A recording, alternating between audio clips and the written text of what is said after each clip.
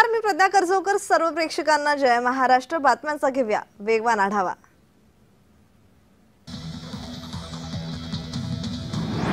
अयोध्यामध्ये श्रीराम मूर्तीच्या प्राणप्रतिष्ठापनेसाठी महाराष्ट्रातील संतांचे वंशज आणि परंपरागत सेवेकरी असणाऱ्यांना निमंत्रण प्राप्त होत आहे. विशेष म्हणजे यामध्ये विठ्ठलाचे परंपरागत पुजारी राहिलेल्या बडवे आणि उत्पाद आणि सेवाधाऱ्यांनाही निमंत्रण मिळालेले आहे. त्यामुळे अयोध्येच्या निमंत्रणाची चर्चा सर्वत्र होतीये.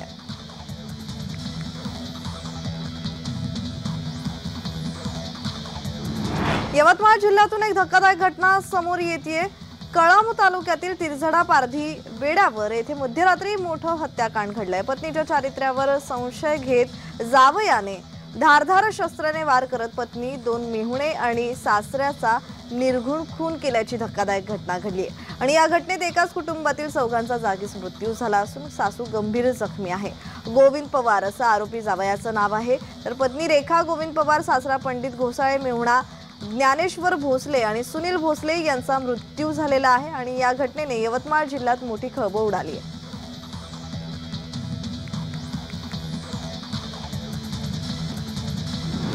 आपल्या विविध प्रलंबित मागण्यांसाठी ग्रामसेवक आणि सरपंच, ग्रामरोजगार सेवक, संगणक परिचालक 3 दिवसांच्या संपावर गेल्याचा परिणाम धुळे जिल्ह्यातील 548 ग्रामपंचायतीच्या कारभारावर दिसून येतोय.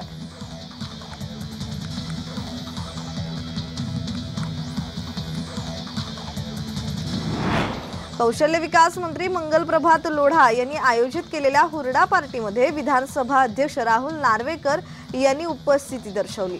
दरम्यान मंत्री लोढा यांच्या विनंतीला मान देत विधानसभा अध्यक्ष राहुल नार्वेकर यांनी सुरेल गाणंही गायलंय.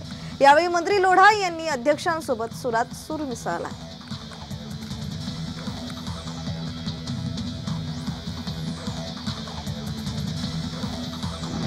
नाशिकच्या जिल्ह्याच्या पूर्व भागात दुष्काळाची भीषण परिस्थिती आहे. शेतमजुरांच्या हाताला काम नाही तर शेतकऱ्यांना पोटाची खळगी भरण्याचा प्रश्न सतावतोय.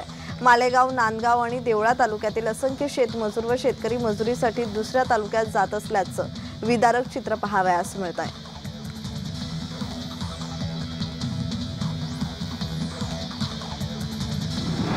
निर्यात बंदीने कांदा उत्पादक शेतकरी त्रस्त झालाय. भाव मिळत नसल्याने शेतकऱ्याला कांदा फुकट द्यावा लागतोय. त्रस्त शेतकऱ्याचा एक व्हिडिओ सध्या सोशल मीडियावर चांगलाच व्हायरल होतोय.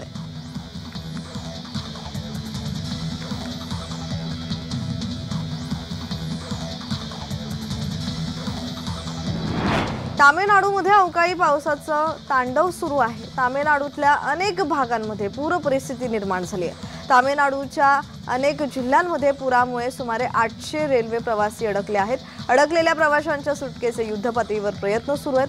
पाऊस आणि पुरामुळे दक्षिण रेल्वेने अनेक गाड्यांचे मार्ग बदलले आहेत. तसंच तामिळनाडूच्या दक्षिणेकडच्या जिल्ह्यांमध्ये शाळा, कॉलेज आणि बँका बंद ठेवण्यात आल्या आहेत.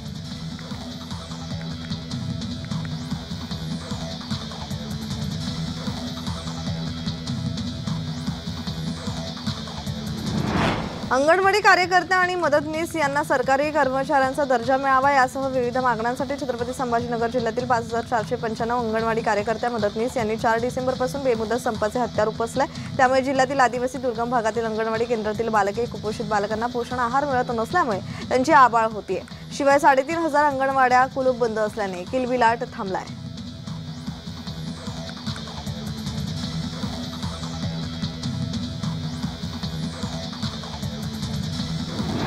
राहत्या घरासमोर अंगणात असलेल्या एका कुटुंबातील 6 सदस्यांना 4 चाकी वाहनाने उडवले. या घटनेत 3 जण जागीच ठार झाले असून 3 जण गंभीर जखमी झालेत. ही घटना अमरावती जिल्ह्यातील दर्यापूर तालुक्यातील नाचोना गावात घडली आहे. या घटनेमुळे परिसरात एकच खळबळ उडाली आहे.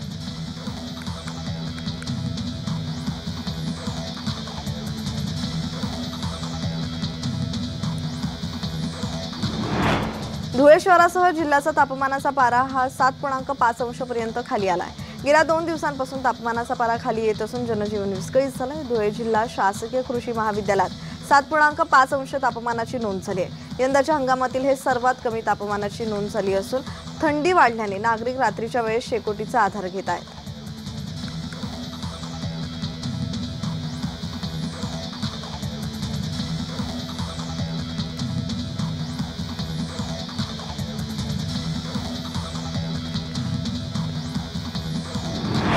मागील आठवड्याभरापासून थंडीचा जोर वाढतच चालल्याचं दिसून येतं। विशेष म्हणजे आता दिवसा ऊन आणि सायंकाळी थंडी हा प्रकार थांबला असून दिवसभर गार वारे सुटल्यामुळे गरम कपड्यांशिवाय वावरणं कठीण होत आहे। त्यातही मंगळवारी पारा चांगलाच कोसळला असून किमान तापमानाची 9 अंशावर नोंद घेण्यात आली आहे।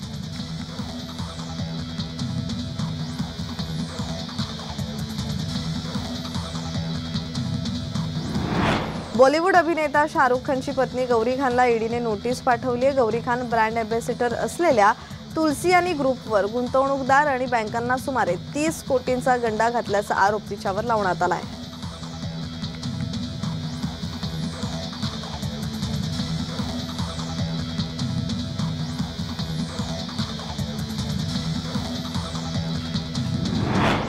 खामगाव येथील वस्तू व सेवा कर कार्यालयात झालेली बदली गैरसोयीची ठरत असल्याने त्याऐवजी सोयीच्या ठिकाणी प्रतिनियुक्ती मिळण्याच्या प्रस्तावाला शिफारस पत्र देण्यासाठी येथील राज्य कर उपायुक्ताने महिला कर्मचाऱ्याकडे शरीरसुखाची मागणी केल्याच्या तक्रारीवरून अमरावती येथील गाडगेनगर पोलीस ठाण्यात अखेर विनयभंगासह अॅट्रॉसिटी अंतर्गत विविध कलमान्वये गुन्हा दाखल करण्यात आला आहे।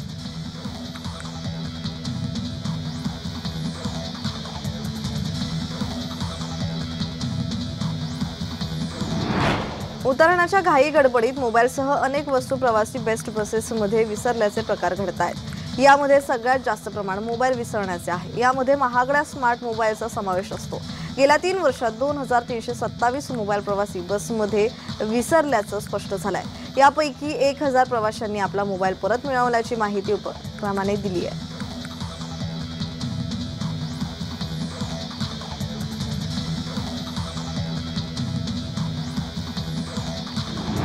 दिवसेंदिवस उपनगरीय रेल्वे लोकलमधून फुकट्या प्रवासी संख्या वाढत जात असल्याने रेल्वेची डोकेदुखी वाढली आहे। त्यामुळे या फुकट्या प्रवाशांना आळा घालण्यासाठी आता मध्य रेल्वेने दादर रेल्वे स्थानकांवर फुकट्या प्रवाशांची नाकेबंदी करत सोमवारी दादर स्थानकात विशेष तिकीट तपासणी मोहीम राबवण्यात आली। यामध्ये 1841 विना तिकीट प्रवाशांवर केलेल्या कारवाईतून 5 लाखांपेक्षा जास्त दंड वसूल करण्यात आला आहे।